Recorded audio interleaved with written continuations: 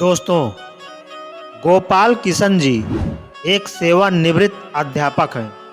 सुबह 10 बजे तक ये एकदम स्वस्थ प्रतीत हो रहे थे। शाम के 7 बजते बजते तेज बुखार के साथ साथ हुए सारे लक्षण दिखाई देने लगे, जो एक कोरोना पॉजिटिव मरीज के अंदर दिखाई देता है। परिवार के सदस्यों के चेहरे पर खौफ साफ दिखाई पड़ रहा था। उनकी चारपाई घर के एक पुराने बड़े से बाहरी कमरे में डाल दी गई, जिसमें इनके पालतू कुत्ते मार्शल का बसेरा है। गोपाल किशन जी कुछ साल पहले एक छोटा सा घायल पिल्ला सड़क से उठाकर लाए थे और अपने बच्चे की तरह पालकर इसको नाम दिया मार्शल। इस कमरे में अब गोपाल किशन जी, उनकी चारपाई और उनका प्यारा मार्शल है। दोनों बेटे बहुओं ने दूरी बना ली और बच्चों को भी पास न जाने के निर्देश दे दिए गए। सरकार द्वारा जारी किए गए नंबर पर फोन करके सूचना दे दी गई। खबर मोहल्ले भर में फैल चुकी थी, लेकिन मिलने कोई नहीं आया। साड़ी के पल्ले से मुंह लपेटे हुए, हाथ में छड़ी लिए पड़ोस की कोई एक बूढ़ी अम्मा आई और गोपाल किशन जी की पत्नी से बोली, अरे कोई इसके पास दूर से खाना भी सरका दो। वही अस्पताल वाले तो इसे भूखे को ही ले जाएंगे उठा के। अब प्रश्न ये था कि उनको खाना देने के लिए कौन जाए। बहुओं ने खाना अपनी सास को पकड़ा दिया। अब गोपाल किशन जी की पत्नी के हाथ थाली पकड़ते ही कांपने लगे, पैर मानो खूंटे से बांध दिए गए हों। इतना देखकर वो पड़ोसन बूढ़ी अम्मा बोली, अरे तेरा तो पति है, तू भी मुंह बांध के चली जा और दूर से थाली सरका दे, वो अपने आप उठाकर खा लेगा। सारा वार्तालाप गोपाल किशन जी चुपचाप सुन रहे थे। उनकी आंखें नम थी और कांपते होठों से उन्होंने कहा कि कोई मेरे पास ना आए तो बेहतर है, मुझे भूख भी नहीं है। इसी बीच एम्बुलेंस आ जाती है और गोपाल किशन जी को एम्बुलेंस में बैठने के लिए बोला जाता है।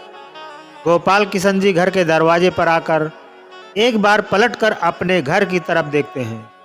पोती पोते फर्स्ट फ्लोर की खिड़की से मास्क लगाए दादा को निहारते हुए और उन बच्चों के पीछे सर पर पल्लू रखे उनकी दोनों बहुएं दिखाई पड़ती हैं। ग्राउंड फ्लोर पर दोनों बेटे काफ़ी दूर अपनी माँ के साथ खड़े थे। विचारों का तूफान गोपाल किशन जी के अंदर उमड़ रहा था। उनकी पोती ने उनकी तरफ देखकर उसने बाय बाय कहा। एक क्षण को उन्हें लगा कि जिंदगी ने अलविदा कह दिया। गोपाल किशन जी की आंखें लबलबा उठीं। उन्होंने बैठकर अपने घर की देहरी को चूमा और एम्बुलेंस में जाकर बैठ गए। उनकी पत्नी ने तुरंत पानी से भरी बाल्टी घर की उस देहरी पर उड़ेल दी, जिसको गोपाल किशन चूम कर एम्बुलेंस में बैठे थे।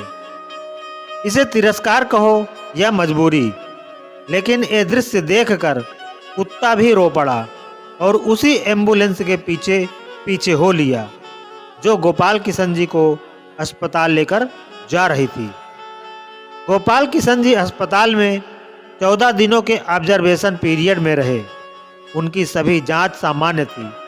उन्हें पूर्णतः स्वस्थ घोषित करके छुट्टी दे दी गई। जब वह अस्पताल से बाहर निकले तो उनको अस्पताल के गेट पर उनका कुत्ता मार्शल बैठा दिखाई दिया। दोनों एक दूसरे से लिपट गए।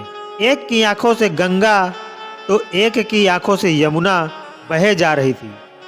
जब तक उनके बेटों की लंबी गाड़ी उन्हें लेने पहुंचती, तब तक वो अपने कुत्ते को लेकर किसी दूसरी दिशा की ओर निकल चुके थे।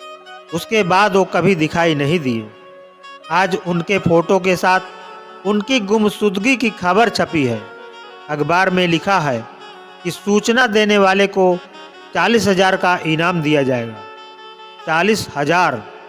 हाँ, पढ़कर ध्यान आया कि इतनी ही तो मासिक पेंशन आती थी उनकी, जिसको वो परिवार के ऊपर हंसते गाते उड़ा दिया करते थे।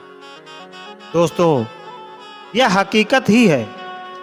बदल जाती है जिंदगी की सच्चाई, उस वक्त जब कोई तुम्हारे सामने तुम्हारा नहीं होता। दोस्तों, आज की स्टोरी यहीं समाप्त होती है।